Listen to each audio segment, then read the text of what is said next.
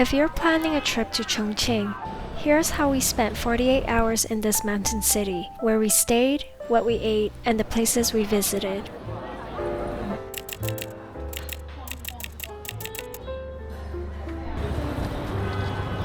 To make the most of those 48 hours, we base ourselves in Jiefangbei, a central commercial district with plenty of food and shopping options. It's a great starting point for the places we want to visit. From Chongqing West Station, we take the metro into the city and walk about 6 minutes to our hotel, crossing an elevated overpass along the way.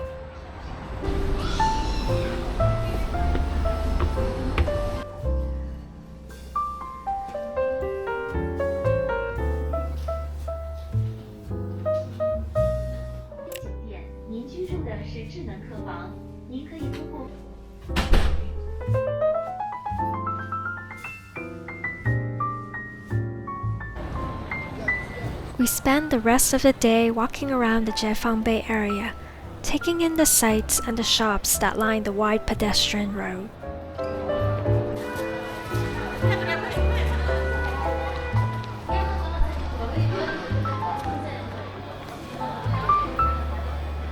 Next to this light tunnel is a yogurt drink chain that started here in Chongqing. You'll notice them all over the city, especially around major attractions. Their drinks have chewy glutinous rice, are lightly sweet, and feel refreshing after a day of walking. We found ourselves returning again and again to try different ones.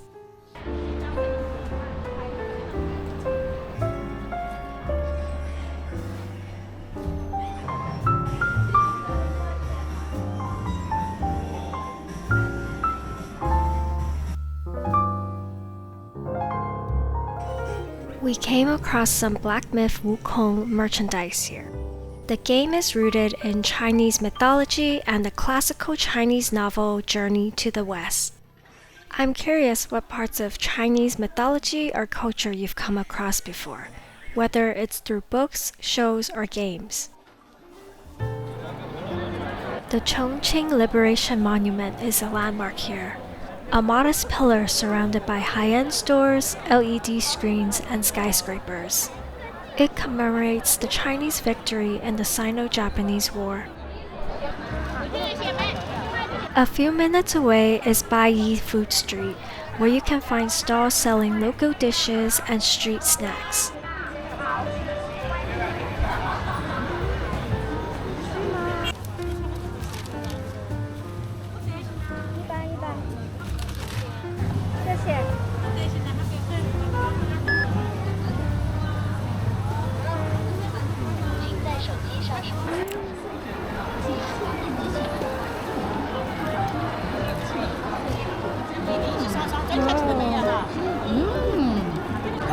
You'll also see vendors walking around selling snacks.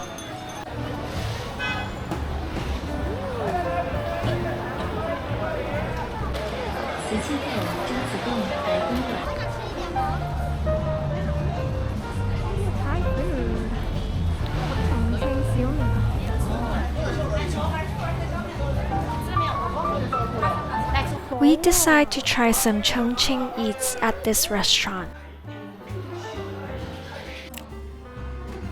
Chongqing cuisine is known for its mala, a spicy, numbing heat.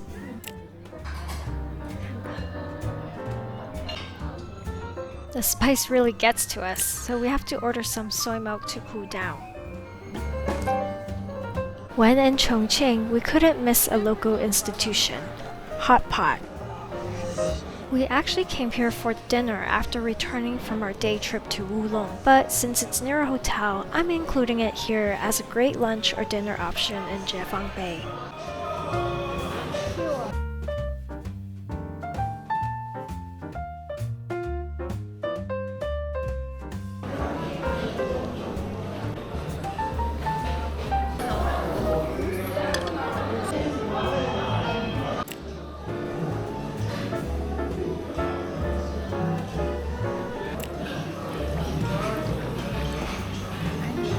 After that particular post-day trip Hotpot dinner, we walked over to Hongyadong, one of Chongqing's most photographed spots. Historically, this area was once a military fortress, a city gate, and a busy pier. Today, the bayou-style complex overlooks the Jialing River on stilts and is filled with shops and restaurants. It's really crowded on a Thursday evening. Photographers are everywhere, and we're constantly asked if we want to do a photo shoot. We don't get to see the famous night view either. The Chen Cement Bridge is packed with people trying to get a better view. That would have to wait for our next visit back to Chongqing. Leaving Hongyadong, we ended the night with a drink and a stop at Pop Mart along the way.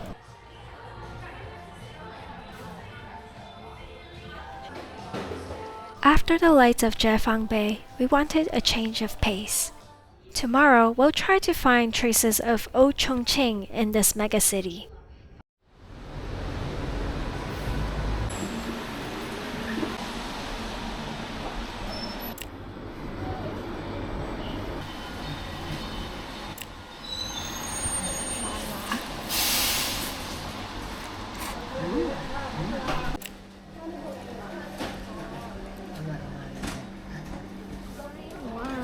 After breakfast, we take the metro to Tongyuan Gate. Tongyuan Gate is one of the two remaining city gates in Chongqing.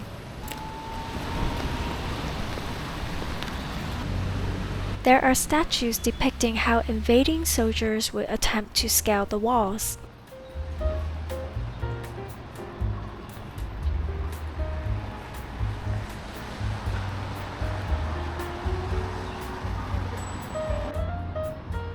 Walking along it, we can imagine how much change the city has undergone around this ancient wall. Next, we walk through Mountain City Alley, also known as the Mountain City Trail. It winds through residential buildings, giving a more authentic look at everyday life in Chongqing. You see laundry lines and locals going about their routines. Even though there are shops, eateries, and other tourists along the way, the area still feels lived in and real.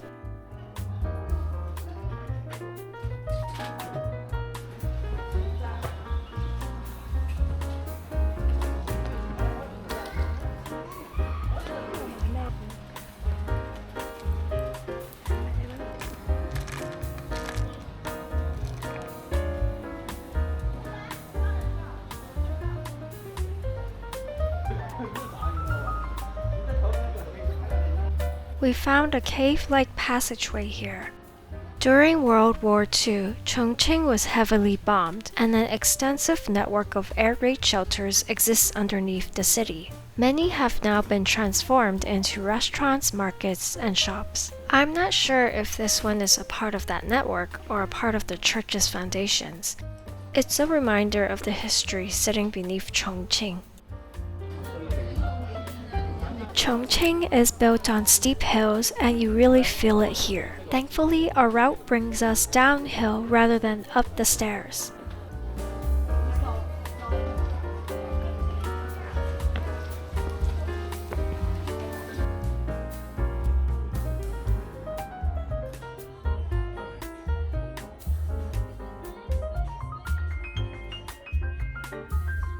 There is a cliffside plank walk that overlooks the Yangtze River.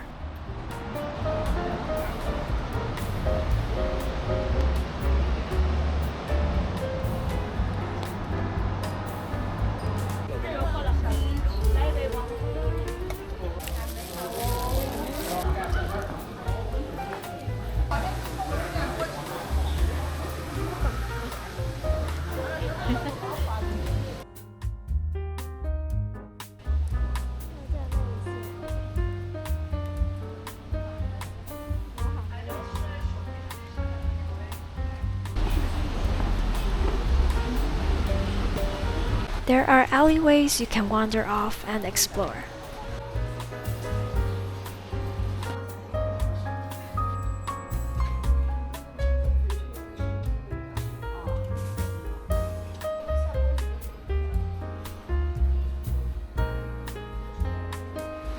Next, we make our way through the light rain towards the steps of Shibati. Shibati is a stairway route that traces its origins to the Song dynasty and later took on its name during the Ming dynasty. For centuries, it connected Chongqing's upper commercial district with the riverside lower city, carrying merchants, residents, and laborers up and down its steep slopes. Over time, the area had fallen into disrepair until years of renovations revitalized it. Reopened in 2021, the stairways and buildings still feel atmospheric and photogenic, but compared to the Mountain City cliff walk, it feels a bit more curated, more commercial than something rooted in everyday local life.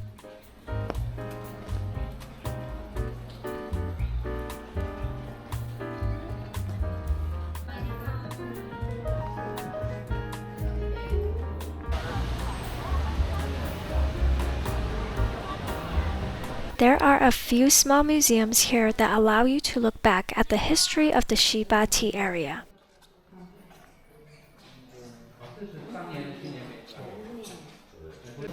The most memorable one for us was the Shibati Tunnel Site Memorial Hall, which offers a look at life inside the air raid shelters during the World War II bombings, when Chongqing was China's wartime capital.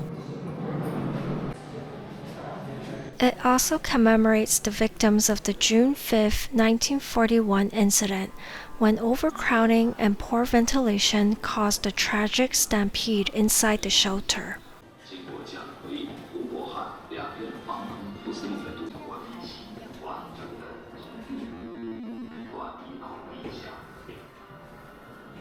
If you only have time for one spot, Mountain City Alley feels the most authentic, even though it's a smaller area than Shibati.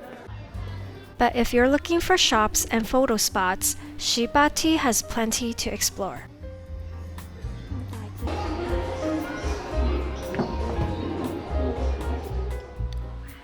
After exploring Shibati, we stopped for dessert.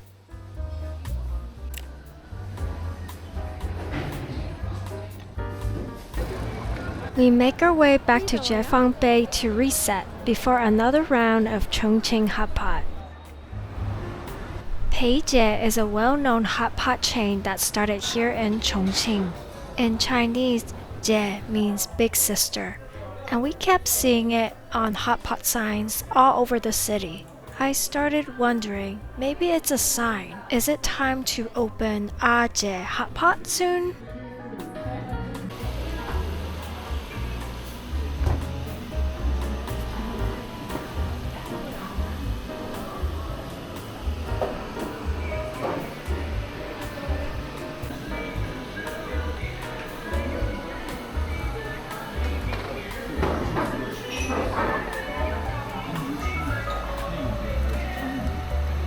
Still early for dinner, but the place quickly filled up starting around 7 p.m. To walk off some of that hot pot, we headed to Raffles City Mall.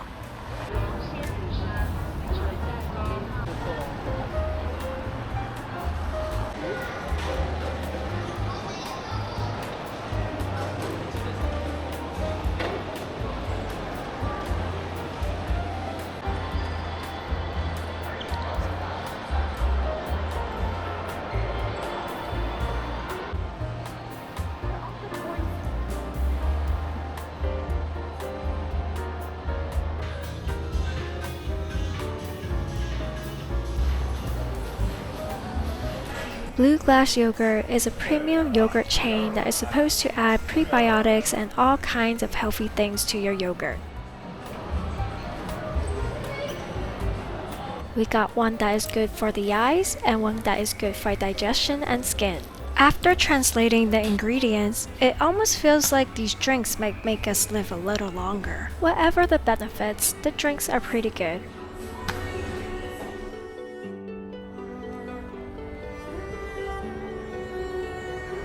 We end our final night where the two rivers converge. A crossroad that suits Chongqing, where the old Xiaomian Gate once stood and the bright lights of the skyline rises ahead, and for us, a moment that ties the whole journey together.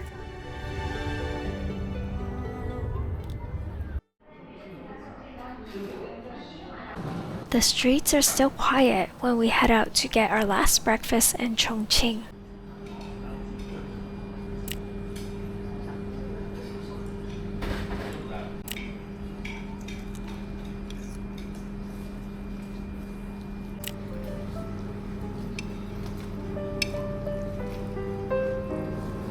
After breakfast, we wanted to try bingfen.